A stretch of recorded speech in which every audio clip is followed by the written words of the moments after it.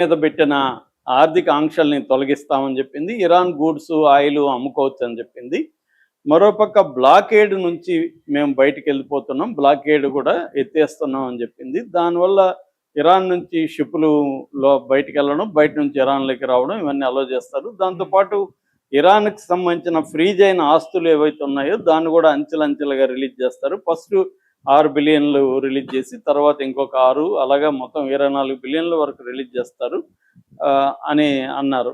So ఈ చర్చలు ఒక పక్క జరుగుతున్నాయి. ఈ లోపల ఏమైందంటే వాళ్ళు ఖమేనీ అంత్యక్రియలు పెట్టుకున్నారు 7 రోజులు. సో అందువల్ల చర్చలు అనేవి బ్రేక్ అయినాయి. ఖమేనీ అంత్యక్రియలు మామూలుగా అయితే 60 రోజుల వరకు ఎంఓయూ ఉంటుంది, 60 రోజుల తర్వాత పీస్ డీల్ అనేది ఏర్పడుతుంది అనేది ఉంది. ఒక పక్క ఏమో ఇజ్రాయెల్ ఈ డీల్ని జరగనీయకుండా చూడాలని లెబనాన్లో దాడులు చేస్తూనే ఉంది, రోజు చంపుతూనే ఉంది.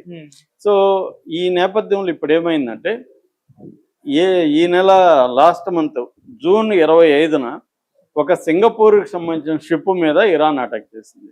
ఎప్పుడైతే ఇరాన్ అటాక్ చేసిందో దీనికి ప్రతీకారంగా అమెరికా ఇరాన్లో ఉండే కోస్టల్ ఏరియాలో ఉండే వాటి మీద అటాక్ చేసింది.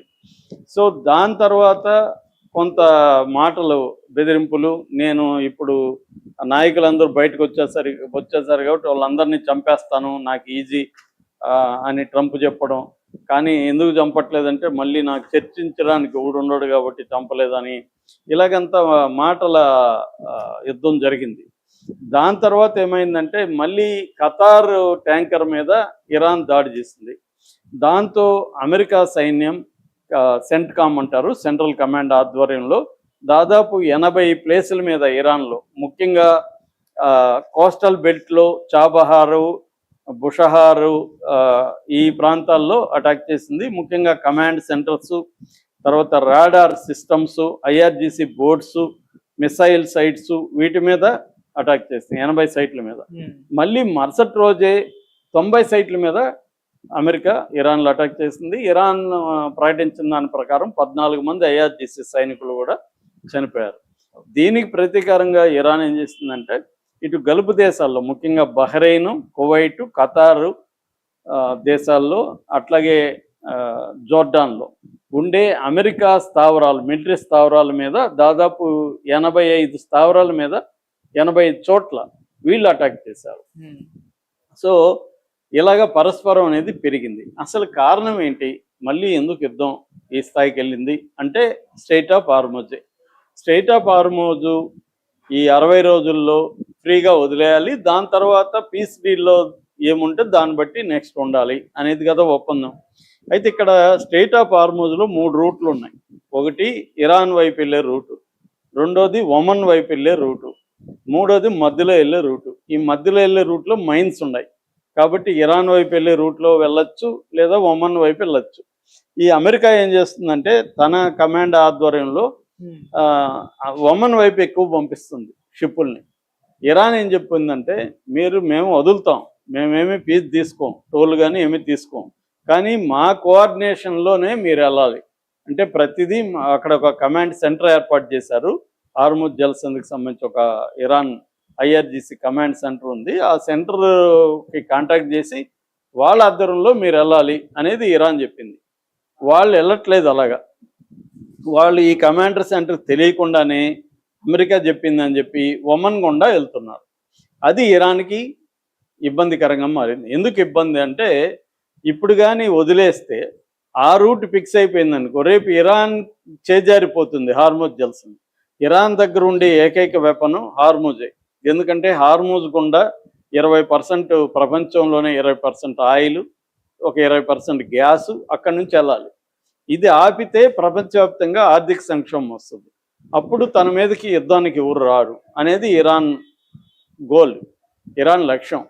ఇప్పుడు కానీ హార్ముజ్ జలసంధి తన కంట్రోల్లో లేకుండా ఒమన్ వైపు అన్నీ వెళ్ళిపోతుంటే రేపొద్దున మనకి కంట్రోల్ పోతుంది.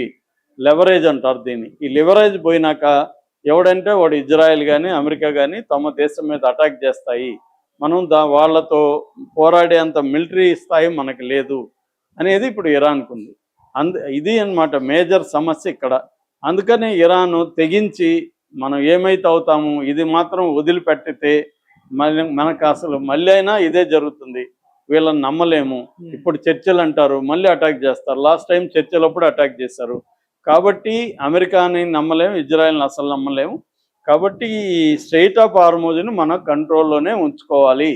మన కంట్రోల్ దాటితే మళ్ళీ మనకు మొదటే ఇష్యూ వస్తుంది అనేది ఇరాన్ లక్ష్యం. సో ఎందుకంటే ట్రంప్ని నమ్మలేము, అమెరికాని నమ్మలేరు ఇరాన్ వాళ్ళు. ఎందుకంటే అనేక సార్లు ఇదే ట్రంప్ లాస్ట్ ఇయర్ జూన్లో చర్చలు జరిగేటప్పుడే ఇరాన్ మీద బాంబులు వేశారు. తర్వాత ఫిబ్రవరిలో కూడా చర్చలు జరుగుతున్నప్పుడే ఇరాన్ మీద యుద్ధం ప్రకటించారు. కాబట్టి ట్రంప్ని నమ్మలేము. ఇప్పుడు ట్రంప్ని నమ్మి దీన్ని కానీ వదిలేసామనుకో అప్పుడు మన కంట్రోల్లో నుంచి వెళ్ళిపోతుంది అనేది ఇరాన్ చేస్తుంది. దీనికి అమెరికా రెడీగా లేదు. అంటే ఇరాన్ కంట్రోల్ నుంచి హార్మోజ్ని విముక్తి చేయాలనేది అమెరికా ప్లాన్. సో అసలు ఇరానే లేకుండా చేయాలి, ఉన్నా కూడా బలహీనంగా చేసేయాలి అనేది ఇజ్రాయెల్ ప్లాన్. సో ఈ నేపథ్యంలో ఇరాన్ తన కంట్రోల్లో లేకుండా వెళ్తున్న షిప్పులు, తనకు తెలియకుండా చెప్పకుండా వెళ్తున్న షిప్పుల మీద అటాక్ చేస్తుంది. దీన్ని అడ్డుకోవడానికి అమెరికా ఇరాన్ మీద దాడులు చేస్తుంది. ఇప్పుడు అమెరికా ఏం చేయాలి అనుకుంటుందంటే, ఇప్పుడు ఇరాన్ చెప్పిన మాట వింద కాబట్టి ఒకటి పర్పస్ ఏంటంటే అమెరికాను ఒక అనుభవం వేసి ఒక్కసారికి మొత్తం నాశనం చేసేద్దాం అనుకునే అవకాశం ఒకటి ఉంది. అది చేస్తుందా? చేస్తే ట్రంప్ చరిత్రలో ఒక రాక్షసులాగా మిగిలిపోతాడు. ఎందుకంటే మనకి 45లో హీరోషిమా నాగసాకి మీద వేసిన తర్వాత ఇప్పటివరకు ఎక్కడ న్యూక్లియర్ బాంబు ఎవరు వేయలేదు. రెండోది అది వేస్తే చైనా రష్యాలు కూడా అమెరికా మీద వేసే అవకాశం ఉంది, ఎందుకంటే వాళ్ళ దగ్గర కూడా ఉన్నాయి. అప్పుడు ప్రపంచం వినాశనం దారితీస్తుంది, మూడో ప్రపంచ యుద్ధం. అదేదో సామెత ఒక జోక్ ఉంది కదా, ఐన్స్టీన్ని మూడో ప్రపంచ యుద్ధంలో ఏ ఆయుధాలు వాడచ్చు అంటే మూడో ప్రపంచ యుద్ధం తెలియదు కానీ నాలుగో ప్రపంచ యుద్ధంలో ఏ ఆయుధాలు వాడతారో చెప్పగలనన్నా అంట. ఏం ఆయుధాలు అంటే రాళ్లతో కొట్టుకుంటారు అన్నాడు. అంటే ప్రపంచం మళ్ళీ రాతి యుగంలోకి వెళ్ళిపోతుంది. నాలుగో ప్రపంచ యుద్ధం అంటే వస్తే రాతితో కొట్టుకుంటారు, ఇంకేం ఆయుధాలు ఉండవు మనుషుల దగ్గర. సో అలాగా వినాశనం జరుగుతుంది. ఇప్పుడు ఒకవేళ న్యూక్లియర్ వెపన్ వద్దు అనుకున్నప్పుడు ఏం చేస్తారంటే ఇరాన్లో ఉండే వాటర్ డీసాలినేషన్ ప్రాజెక్టుల మీద, ఎనర్జీ అంటే పవర్ ప్లాంట్స్ మీద, బ్రిడ్జిల మీద, ఇన్ఫ్రాస్ట్రక్చర్ మీద బాంబులు వేసి వాటన్నిటినీ నాశనం చేస్తారు. అప్పుడు ఇరాన్ ఏం చేస్తుంది, గల్ఫ్ కంట్రీస్లో ఉండే డీసాలినేషన్ ప్రాజెక్టుల మీద అంతా కూడా వీళ్ళు బాంబులు వేస్తారు. సో దీంతో మళ్ళీ ఒక ఆర్థిక సంక్షోభం వచ్చి ఒక 30 ఏళ్ళు 40 ఏళ్ళు ప్రపంచ ఆర్థిక వ్యవస్థ వెనక్కి వెళ్ళిపోయే అవకాశం ఉంది. ఎందుకంటే ఆయిల్ సంక్షోభం వస్తుంది, ఆహార కొరత వస్తుంది, ఇవన్నీ జరుగుతాయి, ప్రపంచంలో కరువులు వచ్చేస్తాయి. ఇది జరిగే అవకాశం ఉంది. సో మరి దానికి ట్రంప్ చేస్తాడా? ట్రంప్ నిజంగానే ఇంతకుముందు కూడా చెప్పాడు, నేను నాగరికతని తుడిచిపెట్టేస్తాను అన్నాడు, సివిలైజేషన్ తుడిచిపెట్టేస్తాను అన్నాడు. ఇప్పుడేమో ఇజ్రాయెల్ ట్రంప్ని రెచ్చగొట్టడానికి, నిన్ను చంపడానికి ఇరాన్ ప్లాన్ చేస్తుందని చెప్తుంది, మా దగ్గర ఆధారాలు ఉన్నాయని చెప్తుంది. సో మరి మళ్ళీ ట్రంప్ ఇంకొక పెద్ద తప్పు చేస్తాడా? ఈ తప్పు చేస్తే ఇరాన్ ఎట్లాగో దెబ్బతింటుంది, ఇరాన్తో పాటు గల్ఫ్ దేశాలు ఇంకా దెబ్బతింటాయి. దాంతోపాటు మనలాంటి దేశం, మనకు ఫర్ ఎగ్జాంపుల్ మనం 40-50% క్రూడ్ ఆయిల్, 40-60% వరకు గ్యాసు అంటే ఎల్ఎన్జి ఎల్పిజి అక్కడ నుంచి తెచ్చుకోవాలి. మనకు $10 పెరిగినా కూడా $15 to $20 బిలియన్ మనకి పెరుగుతుంది. దీనివల్ల జీడిపిలో 0.1% నుంచి 0.2% జీడిపి మీద భారం పడుతుంది. దాంతోపాటు మన రూపాయి విలువ పడిపోతుంది. దాంతోపాటు 4-5 లక్షల కోట్లు ఈ గల్ఫ్ దేశాల నుంచి రెమిటెన్స్ రూపంలో ఇండియాకు వస్తుంది. ఇదంతా కూడా దెబ్బతింటుంది. ఇలాగా ఇండియా కూడా ఆర్థిక సంక్షోభంలోకి వెళ్ళే అవకాశం ఉంది. మరి ఇప్పుడు ప్రపంచం అంతా మరొకసారి ఊపిరి బిగబట్టి చూస్తుంది. ఇది ట్రంప్ చేతిలో ఉంది. మరి ట్రంప్ ఎలాంటి నిర్ణయం తీసుకోబోతున్నాడు అనేది ఈరోజు రేపట్లో క్లారిటీ వచ్చే అవకాశం. యాక్చువల్గా ఇరాన్ అమెరికా యుద్ధం ఫిబ్రవరి 28న స్టార్ట్ అయింది. అప్పుడు ఇజ్రాయెల్ కూడా ఉన్నింది. తర్వాత ఇజ్రాయెల్